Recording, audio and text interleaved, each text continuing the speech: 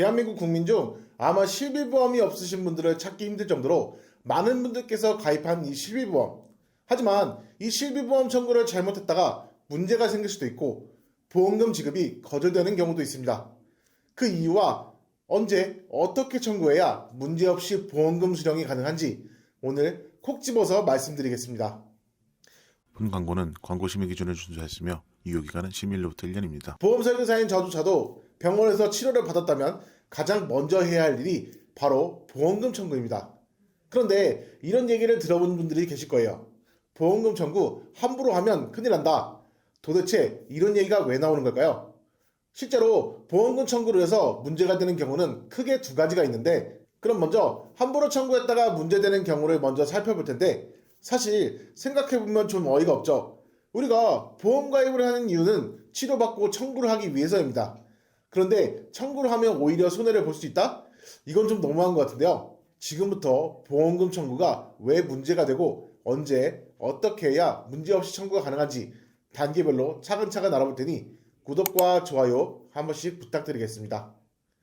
가장 먼저 왜 보험금을 바로 청구하면 안 되는지 알아보고 내용을 종합해서 언제 청구를 해야 내게 손해가 없고 안전한지 확인해 보도록 하겠습니다. 실손보험 청구에 있어 가장 중요한 서류는 진료비 영수증과 진료비 세부내역서입니다. 그 이유는 서류 떼는데 추가로 돈을 들이지 않고 청구를 할 수가 있기 때문인데요. 만약 통원이 아니라 입원 또는 수술이라면 입퇴원 확인서, 수술 확인서만 추가로 있으면 되는데 청구액이 고액이라면 추가 서류를 요청하는 경우도 있긴 하지만 보통 이 정도 서류를 가지고 청구를 하게 됩니다. 내 실비가 2009년 10월 이전 실비라면 90에서 많게는 100%까지 보장을 받을 수가 있고 이후 가입한 시기에 따라 70에서 90%를 보장받을 수가 있는데, 이런 실비를 함부로 청구했다가 받는 돈보다 나갈 돈이 많아질 수 있다는 사실 알고 계셨나요? 그 이유를 말씀드리면 보험금 청구, 실비보험이나 진단비, 수술비, 운전자 보험 할 것 없이 청구를 하면 보험금 청구서를 작성해야 합니다. 그리고 이 청구서에는 우리의 이름, 주민번호, 주소 등 개인정보가 전부 들어가게 되는데요. 의료기록은 개인정보라 보험사에서 마음대로 열람할 수는 없지만 청구 이력은 ICPS라는 보험신용정보 종합 시스템에 남게 됩니다. 그리고 손해보험사건, 생명보험사건, A사건, B사건, 이 청구 이력을 전부 조회할 수가 있는 거죠. 쉽게 말씀드리면 내가 보험을 가입하려고 하는데 내 청구 이력을 보험사에서 이미 전부 열람할 수가 있고 보험 가입 시 이런 부분을 불리하게 작용할 수가 있는 거죠.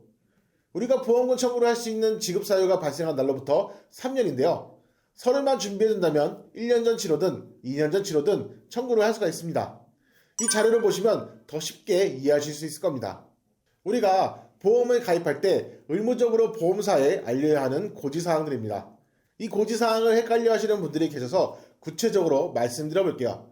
크게 세 가지 질문이 있는데 3개월 내에 진단이나 질병의식 소견, 치료, 약 처방이 있는지를 묻고요. 1년 이내에 추가 검사, 재검사 이력이 있는지를 묻습니다.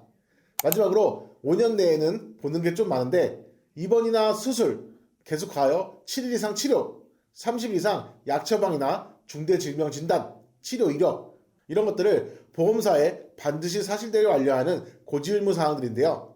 이 고지 사항을 위반했을 경우 보험금 지급이 거절되거나 보험이 강제 해지가 될 수도 있습니다. 그런데 만약 내가 보험 가입을 하려고 이 고지사항을 체크해봤더니 나는 2년 전에 검사 몇 번 받았었는데 1년 이내엔 없으니까 해당되지 않고 6개월 전에 약을 일주일치 정도 처방받았으니까 3개월 내 치료에도 5년 내 30일치 이상 약 복용에도 해당되지 않죠. 그런데 보험사에서 가입 거절 혹은 재심사 통보가 날라옵니다. 내가 청구한 이력이 조회가 되니까 해당 병력에 대한 자세한 정보를 요구한다거나 질병 코드가 인수 기준에 벗어난다면 거절이 될 수도 있습니다. 저희가 이 일을 하다 보면 실제로 꽤 흔하게 겪는 일이고요. 이런 식으로 보험금 청구를 치료 직후에 하게 되면 고지사항에 해당하는 게 없는데도 인수 제한이 생기는 이상한 상황이 발생할 수가 있는 겁니다. 특히 도수 치료의 경우 반복적으로 여러 번 치료를 받게 되는데 7회 이상 치료를 받았다면 5년이나 고지사항에 따라다니게 됩니다. 한두 번만 받았어도 보험사 심사에서 까다롭게 보는 경향이 있으니 보험가입 계획이 있으시다면 청구를 미루거나 하지 않으시는 게 오히려 득이 될 수도 있겠습니다. 다음으로 그럼 보험금 청구를 언제 어떻게 해야 할까요? 정답은 정말 쉽습니다. 아까 315 고지사항을 다시 한번 볼게요. 편하게 해당되는 항목을 보시면 됩니다. 만약 내가 치료받았을 때 2번 또는 수술을 했다면 3번 5년 내 알릴 의무에 걸립니다. 이런 경우엔 청구를 안 해도 어차피 고지대상이니까 치료 후 바로 청구를 하시는 거죠. 반면 2번 1년 내 추가검사 재검사 또는 1번 3개월 내 치료 이력 여기까지는 고지사항에 해당되더라도 고지사항에서 벗어날 때까지 기다렸다가 가입하는 게 가능한 기간이에요. 만약 작년에 두통으로 검사를 받았는데 원인을 찾지 못하고 상태가 호전돼서 더 이상 병원에 가지 않았어요. 이런 상세불명의 두통은 보험사가 심사 과정에서 굉장히 까다롭게 보는 병력 중 하나지만 청구 이력만 없다면 1년이 지나는 순간 아무 문제 없이 보험 가입이 가능합니다. 그리고 아까 청구가 몇 년까지 가능하다고 말씀드렸죠? 3년이었죠? 무사히 가입한 이후에 청구를 하게 되는 거고 고지 의무도 성실히 지켰기 때문에 전혀 문제될 게 없습니다. 물론 이 외에 보험 가입 계획이 없는 경우라면 마음 편히 청구하셔도 무방하고 여기까지가 보험금 청구를 함부로 하면 안 되는 경우에 대해 알아봤다면 다음으로는 보험금 청구 시 서명을 함부로 해서 큰 문제가 될 수도 있는데 이 부분에 대해서 얘기를 나눠보도록 하겠습니다. 실비보험 또는 암이나 수술비도 마찬가지로 보험을 청구하다 보면 보험사에서 갑자기 조사를 나온다고 해서 당황하는 경우가 생기곤 합니다. 뭘 잘못하지 않아도 누구나 조사 대상자가 될 수가 있고요. 이때 함부로 서명하시면 안 되는 서류들이 있어서 이 부분에 대해 한번 얘기를 해보려고 합니다. 가장 먼저 보험금 청구를 해도 조사가 나올 때가 있고 나오지 않을 때가 있는데 내가 어떤 실수를 했길래 조사까지 한다는 건지 한번 알아보도록 하겠습니다. 첫 번째, 치료 근거자료 제출을 거부했을 경우입니다. 보험사에서 보험금 지급을 하려면 어떤 치료를 받고 어떤 질병을 진단받았고 어떤 치료에 얼마를 지출했는지 파악이 되어야 했죠. 하지만 정당한 사유 없이 보험금 청구에 필요한 진단서나 치료 확인서를 제출하지 않는 경우에는 조사를 나올 수가 있겠습니다. 두 번째, 첫 번째와 비슷한 내용일 수 있는데 근거자료가 부정확하거나 사실 여부가 불투명한 경우입니다. 환자의 상태나 검사 결과와 치료 내용이 불일치하여 사실 여부가 의심되는 경우에도 조사 대상자가 될 수가 있습니다. 예를 들어 장염 때문에 병원에 갔는데 처방받은 약이 안약이라면 저 같아도 조사를 한번 해볼 것 같습니다. 세 번째로 비합리적인 가격, 특별한 사유가 없는데도 감기약 3일치 처방받고 100만 원을 청구했다면 마찬가지로 조사 대상자가 될 수가 있고요. 네 번째로 과잉진료가 의심되거나 과잉진료 의심기관에서 치료를 받고 보험금을 청구한 경우에도 조사 대상이 될 수가 있습니다. 이외에도 고이던 실수던 고지사항 위반이 의심된다든지 가입 후 얼마 지나지 않아 청구하는 경우에도 조사 대상이 될 수가 있고요. 고객분들 청구를 해드리다 보면 특별한 사유가 없어도 좀 복불복으로 조사를 하는 경우도 있는 것 같습니다. 만약 여러분들이 보험금을 청구했을 때 조사자가 배정되었다면 수일 이내에 조사자와 약속을 잡아 만나게 되고 이런저런 조사가 필요하니 여러 가지의 서류를 서명해달라고 할 거예요.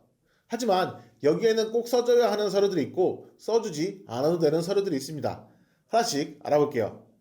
첫 번째로 의료자문 동의서가 있습니다. 가장 문의가 많고 탈도 많은 것이 바로 이 의료자문 동의서인데요. 보통 조사를 받게 되면 조사자분이 굉장히 친절하고 상냥하게 의료자문 동의서에 서명을 요청하는 경우가 많은데요. 너무 친절하고 별 의심도 들지 않는데 여기 사인을 해야 보험이 지급된다고 하니 자연스럽게 서명을 해주시는 분들이 많습니다. 이 의료자문서에 동의를 하게 되면 내가 갔던 병원이 아닌 다른 의료기관에 소속된 전문의에게 의학적 소견을 구하는데요. 먼저 보험금 청구 과정이 어떻게 진행되는지 실비보험으로 예를 들어서 설명드리면 보험금 청구를 했을 때 보험사는 특별한 사정이 없는 경우 3영업일 이내에 보험금을 지급하게 되어 있습니다. 이 과정에서 보험사가 이 서류만으로 보험금 지급이 충분하지 않다고 판단되는 경우 조사를 진행하게 되는데요. 만약 추가적인 조사가 필요하다고 판단하는 경우 손해사정자가 병원에 방문해서 여러 자료들을 추가로 습득하거나 조사하는 과정을 거치는데 이 조사 과정 중 하나가 바로 의료자문을 요청하는 거죠. 즉 환자가 치료한 병원에 서류가 부족하다던가 다른 주치의의 소견을 듣고자 환자의 병원이 아닌 제3의 의료기관에서 질의를 하는 것을 여러분께 동의받기 위해서 의료자문동의서에 서명을 해달라고 하는 건데요. 과연 어떤 경우에 서명해줘야 하고 어떤 경우에 서명하지 말아야 할까요? 뚜렷하게 정답이 있는 것은 아니지만 의료자문 동의서는 절대 써주면 안 되니 써주지 마라 이런 얘기를 들으셨을 수도 있지만 의료자문은 무조건 거부하는 것이 정답은 아닙니다. 왜냐하면 약관상 보험회사도 보험사고의 조사를 위해 자문 등의 조사 과정을 할 권리가 있기 때문에 무조건적으로 거부를 하게 되면 보험금 지급이 계속 보류가 될 수도 있어요. 그럼 어떻게 해야 되냐? 의료자문 동의 요청을 받았다면 의료자문을 받아야 하는 이유에 대해서 묻고 그 이유가 합리적이라 판단된다면 서명을 해주셔도 됩니다. 정확히 어떤 부분이 부족해서 제3병원에 의료자문을 받는 건지 조사 과정은 앞으로 어떻게 진행되는지 확실히 물어봐야 합니다. 그리고 보험사에서 이러이러한 이유로 의료자문이 필요하다라고 한다면 의료자문을 동의하는 것보다는 나를 치료했던 주치의가 나를 가장 잘 알고 있으니 내 주치의에게 추가적인 소견을 받아 제출하겠다라고 대응하는 것이 제일 베스트입니다. 하지만 그게 안 되고 꼭 다른 주치의의 의견도 필요하다고 할 수도 있겠죠. 이럴 때 역시 대응 방법이 있습니다. 이게 정말 꿀팁인데요. 바로 동시감정 제도를 활용하는 건데 제3의 상급병원에서 보험회사와 환자가 함께 감정받는 것이 동시감정 제도입니다.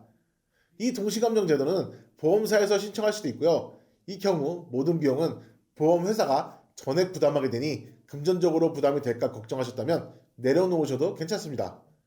아무래도 보험사와 연계된 병원에서 자문을 받게 된다면 혹시나 보험회사에 유리한 결과가 나와서 보험금 지급이 안 되지 않을까 걱정하실 수도 있는데 이럴 때 활용할 수 있는 게 이 동시감정 제도예요. 이 동시감정 제도를 이용해서 보험사와 연계된 병원이 아닌 중립적인 제3병원에서 자문을 받을 수가 있다는 점, 그리고 제일 좋은 건 내가 치료받은 병원의 주치의에게 추가 소견을 받는 것이라는 점, 이 두 가지를 꼭 기억해 주시면 되겠습니다. 다음으로 두 번째는 면책동의서인데요. 이 서류에 서명하게 된다면 어떤 상황이 벌어지게 될까요? 이 면책동의서를 작성하게 된다면 향후에 발생하게 되는 어떠한 문제에 대해서도 이의를 제기할 수가 없습니다.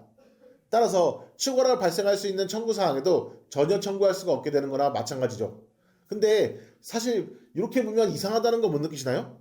내가 청구사항이 발생했고 그에 대한 보험을 가입했다면 받는 게 당연하겠죠. 근데 이 서류를 서명하는 순간 그러한 모든 과정들이 막힐 수가 있다는 얘기입니다. 즉, 이 서류는 여러분들을 위한 서류가 아닙니다. 앞으로 있을 수도 있는 청구사항을 사전에 미리 막아버리는 거니까요. 이 면책동의서에는 사인할 필요가 전혀 없습니다. 다음 세 번째는 부재소 합의서입니다. 이 부재소 합의서에는 앞의 면책동의서와 비슷한 의미의 서류인데요. 여러분들이 이 서류에 서명을 하게 된다면 향후에 이 청구한 건에 대해서 불이익이나 잘못되었다는 것을 발견했다 하더라도 제소, 즉 소송을 진행할 수도 없어요. 만약 무시하고 소송을 진행하더라도 불리하게 적용을 받을 수 있기 때문에 이 부재소 합의서 또한 서명해 줄 필요가 없습니다. 이 면책동의서와 부재소 합의서는 내가 정말로 모든 진단이나 치료에 대해서 보험금을 다 받았고 앞으로 청구할 일이 전혀 없다면 동의해 주셔도 되는 거죠. 하지만 뭔가 더 받을 것이 있다거나 석연치 않은 보험금을 받았을 때 절대 동의해 주시면 안 되겠죠? 앞으로 이의를 제기할 수도 없으니까요. 그리고 다음 네 번째는 건강보험공단 자료가 있는데요. 예전에 같은 경우 동의만 해줬다면 내 청구권을 조사하는 등 조사자들이 직접 발급도 가능했었습니다. 그러나 이 공단 자료는 개인정보이기 때문에 지금은 동의 없이 타인에게 절대로 자료를 지급하지 않죠. 때문에 조사자는 보험금 지급을 빨리 해드리려 하는 거다. 이런 얘기를 하며 동의를 요청할 수가 있는데요. 이 자료를 보여주게 되면 여러분들이 청구한 것 말고도 몇 월, 며칠 날 어떤 병원에서 어떤 치료를 받았는지 모두 알 수가 있습니다. 당연히 고의적으로 알림을 알리지 않았다면 문제겠지만 혹시나 내 공단 자료 중에서 청구에 불리한 치료력이 나올 수도 있기 때문에 되도록 동의하지 않는 걸 추천드립니다. 다섯 번째로 건강보험공단 자료와 비슷한 게 또 있는데 국세청 연말정산 자료입니다. 여러분들이 의료기관에서 치료를 받으셨다면 카드 혹은 현금으로 결제를 했을 건데요. 그 내역이 국세청 연말정산 자료에 포함되어 있을 수 있기 때문에 이를 요청하는 거예요. 만약 알려준다면 해당 자료를 토대로 내가 치료받았던 병원에 방문하여 모든 의료기록을 살펴보게 될 겁니다. 이런 서류 정보들은 필수로 동의해야 하는 서류가 아니니까 굳이 서명하시거나 서명해주지 않는 걸 추천드립니다. 이렇게 보험 청구를 했을 때 조사자가 파견 시 서명해주면 안 되는 서류, 서명해주지 않아도 되는 서류에 대해서 5가지를 알아봤습니다.